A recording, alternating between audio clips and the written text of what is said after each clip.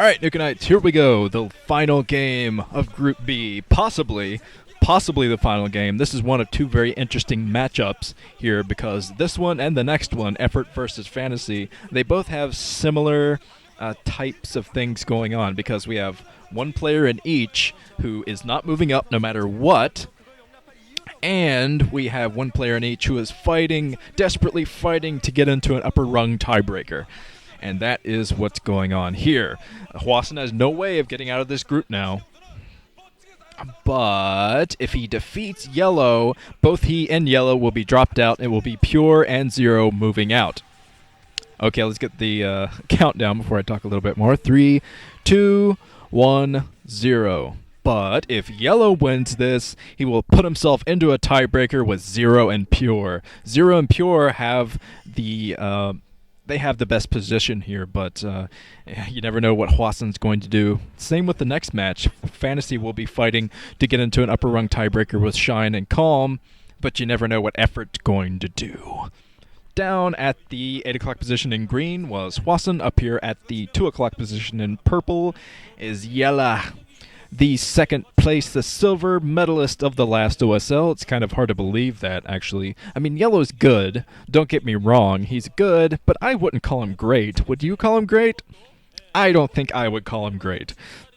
Sometimes he shows flashes of greatness. He definitely showed those moving up through the Bacchus OSL, through the last OSL. He was very hungry for a championship. Unfortunately, he ran into Mr. Lee. Mr. Lee always does screw things up for everyone else. But of course, YellOw, there's a nice sign, never give up. You can do it! Well, actually, he can't. But he can defeat YellOw and screw up YellOw's world and knock another Zerg out of this tournament. He can live up to his name, the Red Sniper. How about you snipe a Zerg for us, Hwasin? Take him down with ya. I think a lot of people would be happy to if that happened. But spawning pool coming up. I think this is an overpool build from YellOw, just trying to be a little bit safer. And this might end up kind of backfiring for him because he might be assuming at this point that Hwasin might want to get the game done early by going out, throwing down some barracks, a couple barracks in the middle of the map, and then just rushing, which Hwasin could have done, but he's not doing. Looks like he wants to flex a little bit, work out his standard play, and this kind of non-threatening game. But of course, the barracks coming down for Hwasin. He's going for very, very standard play. And I think he's going to end up expanding. A lot of Terrans these days are kind of following in Flash's lead by going for a pretty quick command center right after the barracks, just getting a couple of Marines out. And a couple of Marines seem to be enough to defend. Well, a couple of Marines maybe throw the SCVs in front of them. You got a nice little defensive grid for your base to come up.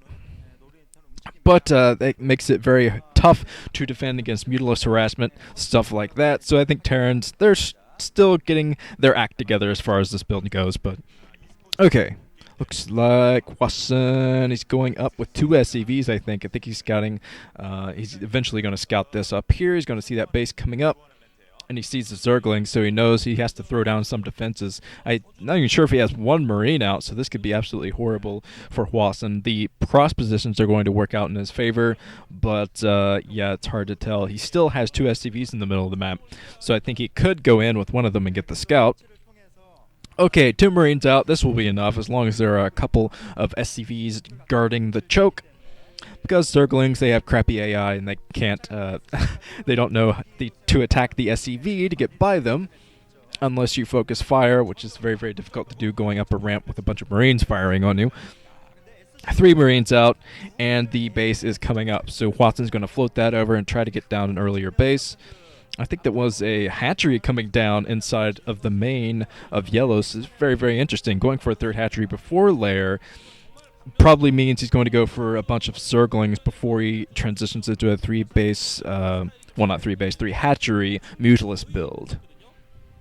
But if he gets rid of the SCV, he could do something a lot more interesting. YellOw's looking very intense. When YellOw wants to win, man, he looks intense. I'm remembering back to his Batu OSL tiebreaker with Stork in July. He looked so intense. He was dripping with sweat.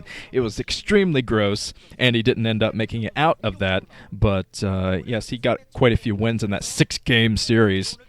That's why I'm kind of dreading tonight. By the way, they're making kind of a new rule. They're not saving a week for tiebreakers. They're going to do tiebreakers right after the games tonight, if there are any tiebreakers, of course. So, wow, I could have a long night ahead of me if all of these games go to tiebreakers, because we have a chance at 3 tiebreakers, which could go up to infinite games each. About 6 games each? Whoa. My night is accounted for, and I'll probably have to bring things over to the next day, tomorrow, to go out with about half of those, if that happens. So I'm kind of hoping for that not to happen. I'm hoping for the tiebreaker in the Group C, because I want to see Fantasy go up against a couple more Zerg. And I don't really want to see Shine move out, although it is fun doing the Shiny McShinerson accent.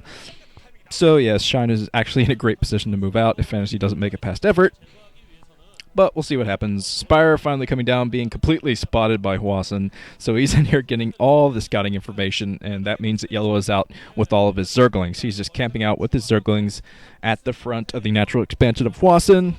Hwasin throwing down another barracks, and he was throwing down his factory, I believe, so probably going straight for science vessels. This seems to be very, very standard for Terran these days. Go for a bunch of science vessels, a lot of medic marines. Makes it easy to break through pretty much anything. Lets you deal with the Mutalisks, and eventually lets you deal with the lurkers once you get these science vessels out. STEM being researched for those medic and marine troops. Hwasin is not playing aggressively here for whatever reason. I think he has quite a sizable force on the ground, but he might be waiting for a couple of fire bats, waiting for some more troops before he tries a sunken breaker or something. Hwasin, well known for his early versus Zerg play. Here he comes. He's starting to come out, and he probably has a couple of fire bats getting ready to pump from those barracks, and those fire bats will be an indicator of a sunken breaker if that is what he's going for. Of course, he's got to be mindful that if he goes out, if the Zerglings run by, they might be able to sneak by, go through the bridge, go over the bridge and into the natural area where they could pick off some SCVs. YellOw's looking very intense, so I have a feeling he's really focusing on his micro right now. Looks like, I think Hwasin is going to be completely prepared for the mutas. I saw him building 1 turret, so I'm assuming he's going to throw down some more very soon. Very, very standard 3-hatch Mutalisk build from YellOw. Lets you put on a ton of harassment very, very early, and keep the Terran in their base as long as possible. Although it could definitely backfire if you get your Mutalisk caught over a clump of stemmed Marines. Okay, medic Marines going back to the base. Hwasin is not deciding to be aggressive. He's falling back, throwing down a bunker, just making sure he can get his economy up. A 2-base Terran build is very, very strong against a Zerg, at least for a little while. There's a base coming down at the 5 o'clock position. And yeah, YellOw, he's going to keep his macro going while he's putting on the harassment. 1 turret does not manage to get up, so okay, 2 turrets at this location now, and YellOw's probably going to have to back off. He's trying to pick at the turret. Might be able to take down that refinery. STEM Marines coming in now. So YellOw might be grinded down. There's no medics in the area, and YellOw kind of notices that. He loses 1 of his mutas. And he has a nice clump of mutas over here to get even more SCV kills. He's going to probably try to go into the main now. It's very standard to go from one base to another. Keep those medic marines running back and forth so you don't know what the Zerg is going to do next. But Hwasin very prepared at this base now. He's covering the ridge behind his natural very, very well. Probably going to have to build another turret or 2 inside the main, but he has medic marines in the area to pick at those Mutalisks. Almost takes 1 down. It was at YellOw health. Base coming up for YellOw at the 5 o'clock. I think he's going to macro up at this point while he's stopping Hwasin from moving out of the base. Got to stop that push from happening, especially a medic and marine and science vessel push can be absolutely devastating to a straight-up Mutalisk type of build, because 1 irradiate and goodbye, Mutas. Okay, Muta's grouping up. I think YellOw has actually replenished his Mutalisk count, so he could be going for an all-Mutalisk attack. Coming in, trying to pick off the refinery yet again, falling into a huge turret trap, though. Here comes Hwasin with his STEM Marines, not coming in with all of his Marines, though. And now he's getting floating over his factory, so this is an indicator of a SK Terran build, Terran science vessel build, anyway. There's a third gas coming up, so yeah, looks like YellOw is going to go for some heavy tech, going straight for his hive.